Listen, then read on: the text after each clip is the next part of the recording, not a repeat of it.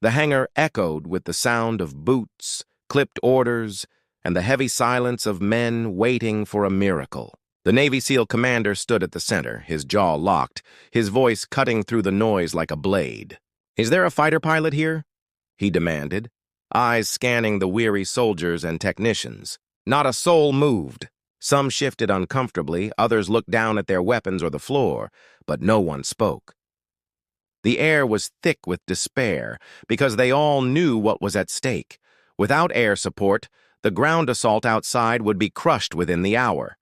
And then, from the far corner, she stood. Quiet, unnoticed until now, a young woman stepped forward. She was smaller than most of the men, her dark hair pulled back, her uniform dusted with grit. No one expected her to move.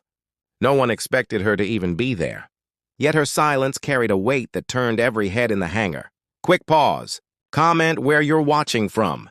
And if you love these stories, hit subscribe now. The next one will blow your mind, and it's even crazier. The commander frowned, his voice harsh. "Who are you?" Her voice, though soft, did not waver.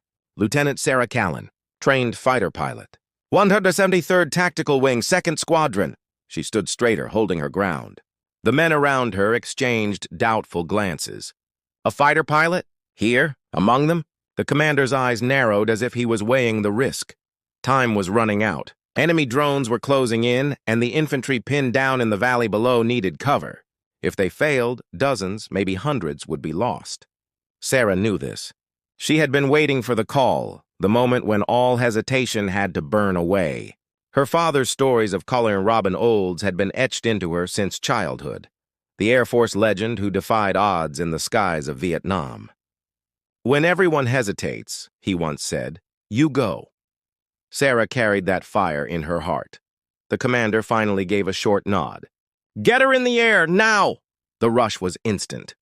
Mechanics scrambled toward the F-15 Eagle parked at the edge of the hangar, its metallic frame gleaming under floodlights. Sarah climbed the ladder, her hands steady despite the tremor of fear building in her chest. This was no training exercise. This was war, and the sky was already alive with the enemy. She slid into the cockpit, running her gloved hands across the controls she knew better than her own heartbeat. Systems online, weapons armed, engines roaring to life. As the canopy closed above her, a mechanic slapped the side of the jet with a final salute. "Bring them home, ma'am!" The F-15 thundered down the runway, engines screaming, wheels lifting from the ground in a blur of speed. The earth fell away, and the dark horizon swallowed her as she climbed higher. Below, flashes of fire dotted the valley where American forces fought desperately against advancing armor and swarms of enemy drones. She switched to comms. "This is Eagle 1. I have visual on the valley." "Commencing support run," the commander's voice crackled through. "Eagle 1, they've got stingers on the ridge."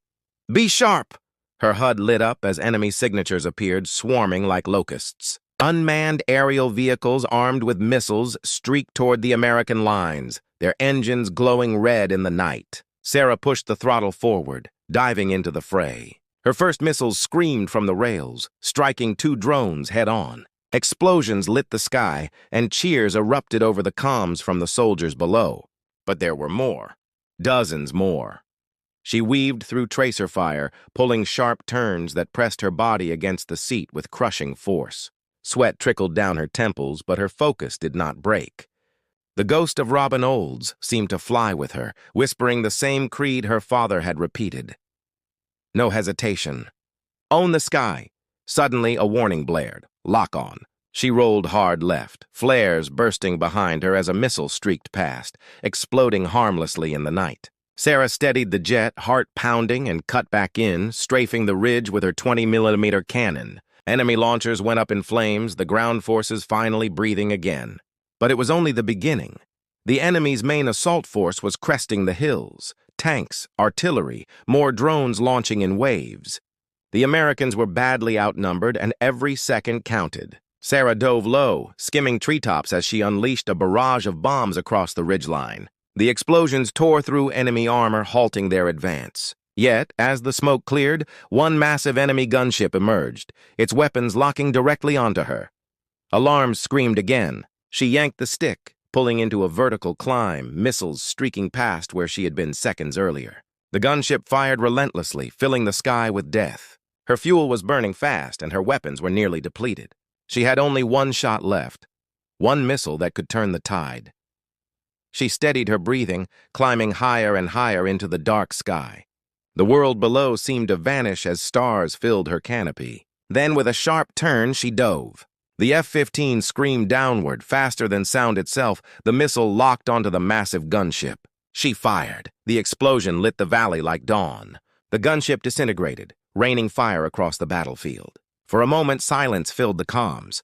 And then, the roar of voices. Cheers. Relief. Soldiers on the ground pushed forward, seizing the moment Sarah had carved out of the impossible. As she circled back, fuel low, Sarah allowed herself a single breath of victory. She had done what no one expected, what no one had dared. The girl who silently stood when the commander demanded a pilot had changed the battle, perhaps even the war. When she landed, the hangar erupted in applause. Soldiers who had doubted her, men hardened by years of combat, now stood at attention, saluting as she climbed from the jet. The commander, stone-faced as ever, stepped forward. He didn't say much, just one line. "Lieutenant Callan, you just rewrote the fight." Sarah nodded, her eyes steady. She knew this was only one battle of many, but in that moment, she had proven that courage knows no permission, and bravery needs no introduction. Legends like Robin Olds had owned the skies of their wars. Tonight, she had owned hers. And for the men who watched her rise into the night, there would never again be silence when the question was asked. Is there a fighter pilot here? The battlefield stretched wide beneath a burning sky, smoke curling into the air as the sound of artillery echoed in the distance. The valley was chaos. Infantry scattered, pinned by waves of enemy fire, trapped in a place that felt more like a graveyard than a front line. In the command post, the Navy SEAL commander's voice cut through the static of radios and the panicked shouts of young soldiers. "Is there a fighter pilot here?" he demanded, his tone sharp, urgent, desperate. Eyes darted around the room, but no one moved. Silence pressed down like a weight, the kind that suffocated hope itself. And then, as if the silence had called her name, a girl stood. She was not tall, not armored like the men around her, but she carried something heavier than steel. Her name was Emily York, a lieutenant who had slipped through the war quietly, unnoticed by most until this moment. In her hand, clutched tightly, were her father's worn dog tags. The name engraved on them belonged to the regiment of Sergeant Alvin York, one of the most celebrated American warriors in history. His courage ran in her veins, and tonight that courage demanded its moment. "Who are you?" the commander snapped, eyeing her with disbelief. Emily lifted her chin, her voice steady, though soft. "Fighter pilot, drone specialist, 2nd Squadron? I can fly. I can fight." The men exchanged doubtful glances. She looked too young, too small, and in the firestorm outside there was no room for error. But as the commander's radio crackled with the cries of pinned Rangers begging for cover, hesitation became a luxury they could not afford. He gave a grim nod. "Get her on the console, now!" Technicians scrambled to clear space. Emily sat before the controls of the armed drone system, her hands hovering over the sticks as the monitors lit up with feeds from the skies above the valley. She exhaled once, clutching her father's tags for strength, then slipped them into her pocket. The screens showed chaos, drones circling like vultures, enemy armor rolling across the hills, and Rangers pinned in trenches with no chance of escape. Quick pause. Comment where you're watching from. And if you love these stories, hit subscribe now. The next one will blow your mind, and it's even crazier. Her fingers moved with precision. The drone engines roared to life, their cameras transmitting every detail back to her console. She guided the first strike craft into the thick of battle, locking onto a column of enemy vehicles. Missiles streaked downward, tearing through armor in an eruption of fire. The Rangers on the ground shouted in relief, their radios filling with new life. Emily's calm voice cut through the noise. "Targets destroyed. Moving to cover your flank." She remembered her father's words, the ones he passed down from Sergeant Alvin York's story. "When fear makes others freeze, you move forward." The words carried her as enemy drones turned toward her craft, locking on with deadly intent. The console beeped with alarms, but Emily's hands were steady. She pulled sharp maneuvers, weaving the drones through the storm of enemy fire, countering with bursts of her own. Explosions lit the valley sky, and in seconds, she had carved a corridor for the Rangers to reposition. Still, the battle was far from won. The enemy was relentless, pouring reinforcements into the valley. From the north ridge, heavy artillery rolled into position, its barrels aiming downward at the American trenches. If those guns fired, the Rangers would be annihilated. Emily shifted to her second drone, maneuvering high above the ridge. She armed the payload, 2 precision missiles, each capable of turning steel into dust. But before she could fire, enemy fighters swooped in, their silhouettes slicing across her monitors. They knew exactly what she was targeting, and they would stop her at all costs. The room behind her held its breath. The commander leaned forward, eyes fixed on the screens. Emily didn't flinch. Her father's tags pressed cold against her chest, and her memory of his stories filled her mind. Tales of York single-handedly capturing enemy soldiers through bravery no one believed possible. She would not back down now. The drones danced through the sky, outmaneuvering the incoming fire. Emily waited for the moment, the exact second when hesitation would mean death. Then, with a swift flick of the controls, she unleashed both missiles. They streaked downward, slamming into the ridge with explosions that shook the valley. The artillery was gone. The Rangers below rose from the dirt, their voices shouting over the comms in disbelief. The commander turned to her, stunned. "You just saved every man down there." Emily didn't answer. She was already scanning the feeds again, already searching for the next threat, and it came quickly. From the east, the enemy's heaviest weapon appeared. An armored command vehicle bristling with cannons and protected by layers of defense systems. Its sheer presence turned the tide back toward despair. The Rangers couldn't advance against it. Even air support would struggle to destroy it. But Emily wasn't just air support. She was the moment the impossible became possible. She switched to her last drone, a heavier strike model carrying the single largest bomb in their arsenal. She guided it into the sky, pushing it higher and higher, ignoring the alarms blaring from enemy radar locks. Her console shook with impacts as missiles grazed the drone's defenses. Still, she held steady. "You'll never make it," one of the technicians muttered under his breath. But she remembered another line from her father's teachings. The words carried down from legends. "You don't measure courage by odds. You measure it by what happens when the odds crush everyone else." At the peak of altitude, Emily locked onto the command vehicle below. For one breath, the world seemed to pause. Then she released the payload. The explosion was like a second sun. The armored vehicle disappeared in a ball of fire, shockwaves rattling the valley floor. The enemy lines broke, soldiers scattering, their advance halted in terror. On the comms, the Rangers cheered, their voices raw with relief and triumph. For the first time in hours, victory was within reach. Emily leaned back in her chair, her hands trembling now that it was over. The console feed showed smoke rising, enemy forces retreating, and the American flag still standing in the chaos. She had done it, not with brute strength, not with the size of her voice, but with the silent stand she took when no one else moved. The commander stepped closer, his expression hard, but his voice carrying a respect few men ever earned. "Lieutenant York," he said, deliberately using the name on her father's tags. "Your family's legacy just saved this valley." She met his eyes, the weight of his words sinking deep. Her father's stories had always felt like history, like echoes of something unreachable. But tonight she had made her own chapter. She had carried that courage forward, proving that the bloodline of heroes does not fade, it burns brighter when the world needs it most. The soldiers who had doubted her would never doubt again. For them, the sight of a girl standing silently in the moment of despair, stepping forward when all others stood still, would become a story they told for years. And somewhere beyond the battlefield, the spirit of Sergeant Alvin York seemed to watch, proud of the granddaughter who had carried his fire into a new century. When the next demand came, when the next desperate call for courage echoed in another place, they would all remember that night. They would remember Emily York, the one who rose when silence ruled, the one who turned the tide when hope was slipping away, and for the rest of her life, whenever she touched the worn dog tags hanging at her chest, she would remember too. That courage is not the absence of fear, but the decision to move forward when fear holds everyone else still.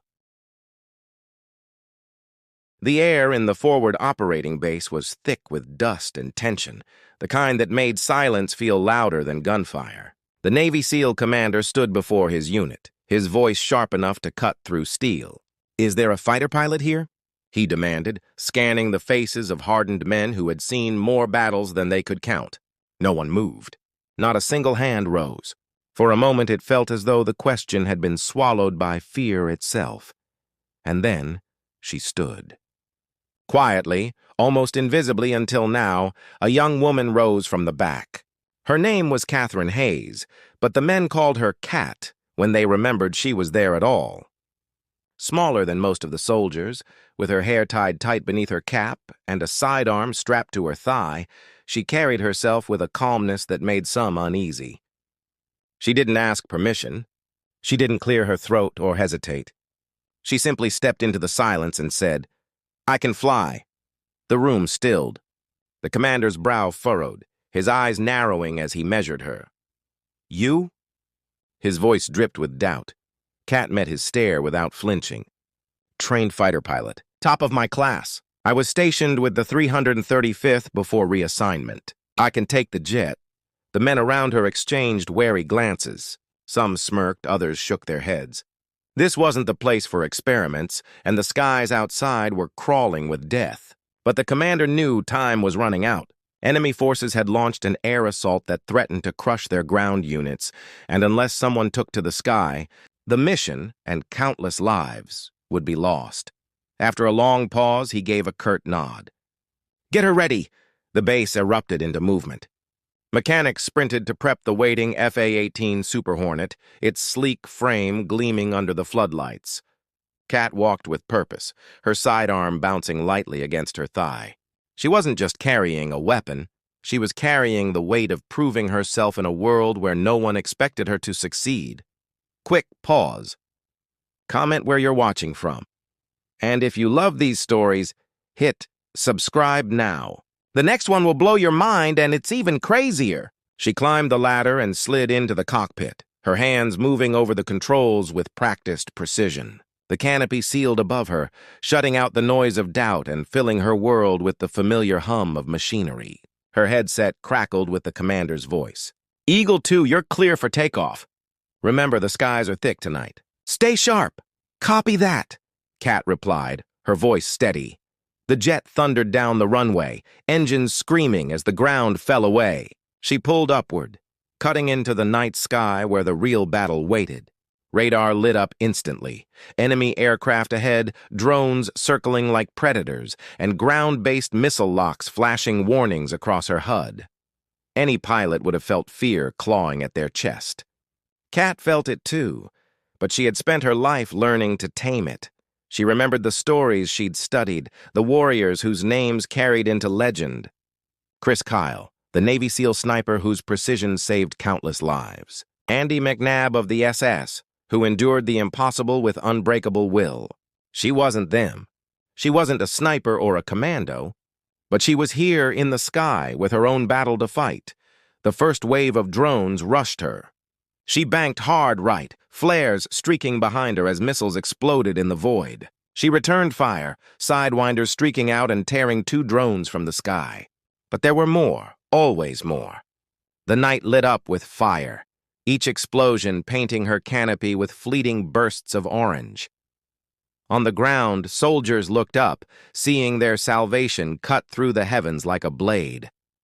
The comms filled with their voices. "Who the hell is flying that bird? She just saved our flank." The disbelief only fueled her further, but the battle was far from over. A pair of enemy jets broke through the chaos, their sleek forms closing fast. Cat locked onto one, her finger tightening on the trigger. Missiles streaked, a fireball consuming the jet. The second pilot dove behind her, locking onto her tail. Alarms screamed, warning of a missile tracking her. She rolled violently, pulling G's that would break weaker pilots. The missile streaked past, detonating harmlessly in the dark. Her breath came fast, but her focus sharpened. She pulled into a climb, the jet straining under the force, then dove, cutting behind her pursuer. The enemy jet filled her sights, and with one squeeze she ended it in a blaze of fire. The valley below cheered again, but Kat knew what came next. Her HUD lit up with something bigger, more dangerous, a massive enemy gunship moving into position, bristling with weapons that could tear their ground forces apart. It wasn't just a target. It was the kind of monster that turned victories into funerals. The commander's voice came through. "Eagle 2, that thing takes the valley, we're finished?" Kat's lips pressed into a thin line. "Then it doesn't take the valley." She armed her last heavy payload, guiding the jet into a climb. The gunship fired, streams of tracer rounds lighting the night around her. Alarms blared as missiles locked on, but Kat pressed higher, ignoring the chaos. The jet rattled as enemy fire grazed its frame. But still she climbed. Higher, higher. The world shrank below her, the battlefield turning into a patchwork of fire and shadow. Then she dove. The Super Hornet screamed downward. Faster than thought, her sights locked onto the behemoth below. Her finger pressed the trigger, releasing the final missile. It streaked into the night, slamming into the gunship with a deafening explosion. The sky lit up, a second sun born from fire and steel. The gunship disintegrated, its pieces raining into the valley like falling stars. For a moment, silence claimed the comms. Then the voices erupted, soldiers cheering, shouting her name, calling her a savior. The ground units surged forward, seizing the chance she had carved with fire and courage. The tide had turned, and the impossible had been made real. Kat pulled up, fuel nearly gone, weapons spent, her body aching from the brutal maneuvers. But she was alive. She had faced the storm, and she had owned it. When she landed back at the base, the same men who had doubted her now stood at attention, saluting as she climbed down from the cockpit. Their eyes held respect, not just for her skill, but for her courage to stand when no one else did. The commander approached, his face unreadable. For a long moment, he simply looked at her. Then he said, "You just wrote yourself into the history books, Lieutenant Hayes." Kat nodded, but she didn't need the recognition. She knew what mattered most, that she had answered the call, that she had stood when silence threatened to bury them all. Like the legends before her, she had proven that bravery isn't about size or strength or the voice that shouts loudest. It's about the choice to rise when everyone else remains seated. And long after the smoke cleared, long after the battle became a story told in other voices, one truth remained unshakable. When the commander demanded, "Is there a fighter pilot here?" and silence threatened to swallow the room, Catherine Hayes had stood. And in doing so, she had changed the battlefield forever.